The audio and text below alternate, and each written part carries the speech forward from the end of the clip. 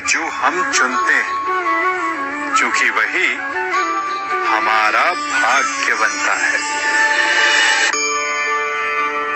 मनुष्य सुंदरता से आकर्षित होता है, उससे प्रेम करता है और असुंदर को देता है। ऐसा होता है ना? क्या आप ऐसा नहीं करते? करते हैं। तो सुंदर और असुंदर की परिभाषा क्या है? इस आकर्षण और विकर्षण का कारण क्या है? कभी सोचा है? कभी सोचा है कि जिससे आप प्रेम करते हैं, जिसके प्रति आप आकर्षित होते हैं, अचानक से उसके लिए मन में वितृष्णा आ जाती है, और जिसके प्रति घृणा होती उसके लिए एकाएक आपके मन में प्रेम उमड़ आता है। कारण है दृष्टिकोण। क्योंकि सुंदरता आपके मन में होती, आपके सोच में होती, आपके दृष्टिकोण में होती। इसीलिए किसी को कीचड़ में खिला हुआ कमल सुंदर लगता है, और किसी को निर्मल चंद्रमा में भी कलंक का धब्बा दिख जाता है। यदि आपको सुंदरता अनुभव करनी, हर पल आनंद में रहना है, तो अपने दृष्टिकोण को सुंदर बनाएं, और अपने आप सब कुछ सुंदर बन जाएगा। हम अपनी सोच और संसार की मान्यता के अनुसार अपने विचार बनाते हैं। जैसे सत्य कहना धर्म है, असत्य कहना पाप, सहनशीलता धर्म है और क्रोध करना अधर्म, उपकार करना, जीवों पर दया करना धर्म है और निष्ठुर होना अधर्म। परंतु क्या यही सत्य है? क्या कभी कभी परिस्थितियां इन आवेशों को उल्टा नहीं कर देती? करती। यदि इस संसार में कुछ धर्म है, कुछ पुण्य है, कुछ महान है, तो परिस्थिति के अनुसार चलना। जटायु स्मरण है आप सबको, वो जिन्होंने रावण पर क्रोध किया था, उस पर आक्रमण किया था। उस समय जटायु का क्रोध पाप नहीं था, धर्म था।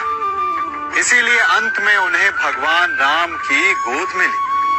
और कुछ ऐसे भी होते हैं जो धर्म को सहनशीलता समझकर हर अन्याय को सहते हैं, और अंत में वो बाणों की शैया पाते हैं। यदि कोई पशु या व्यक्ति अकारण आक्रमण करके किसी निर्दोष के प्राण लेने की चेष्टा करे, तो उसके रक्षा हेतु उसका वध कर देना पाप नहीं, समय की मांग है। क्योंकि आक्रमण भी आत्मरक्षण ही है। यदि किसी दुष्ट की सहायता करने से सामान्य मनुष्य को कष्ट पहुंचे, पीड़ा पहुंचे, तो उसे सहायता ना देना ही धर्म है। अकारण क्रोध अस्वीकार्य है, परंतु यदि क्रोध से कुछ शुभ पाप बाहुभीत हो, तो क्रोध और दंड भी धर्म ही है। संसार का सबसे बड़ा पाप क्या है? असत्य बोलना, हत्या कर देना, चोरी करना या किसी का अपमान करना।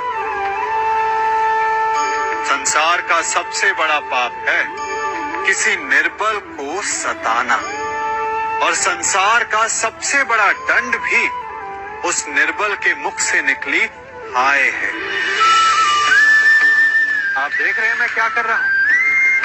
मैं लौह पिघला रहा हूं, और ये लौह पिघलता है इस चमड़ी की बनी धूनकी से निकली हवा से। तनिक सोचिए, एक मृत पशु की खाल से बनी धूनकी इतने कठोर लोहे को भस्म कर सकती। ठीक उसी प्रकार आप चाहे जितने भी शक्तिशाली क्यों ना हो, यदि आपने किसी निर्दोष, किसी निर्बल को सताया, तो उसके मन से निकली हाय और उसका श्राप आपके जीवन को भस्म कर सकता है।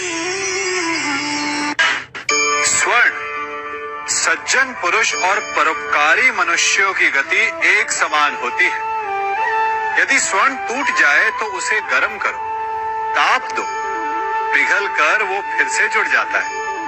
ठीक उसी प्रकार मतभेद होने के पश्चात भी एक सज्जन पुरुष और महान पुरुष फिर से मित्र बन जाते हैं। परंतु दुर्जन दुष्ट माटी से बने लोग उस पके हुए मटके के समान होते हैं कि जिनमें यदि एक बार दरार आ जाए तो वो स्वयं ही स्वयं का सर्वनाश कर लेते हैं। इसलिए मित्रता केवल सज्जनों से ही करें ताकि मतभेद ना हो।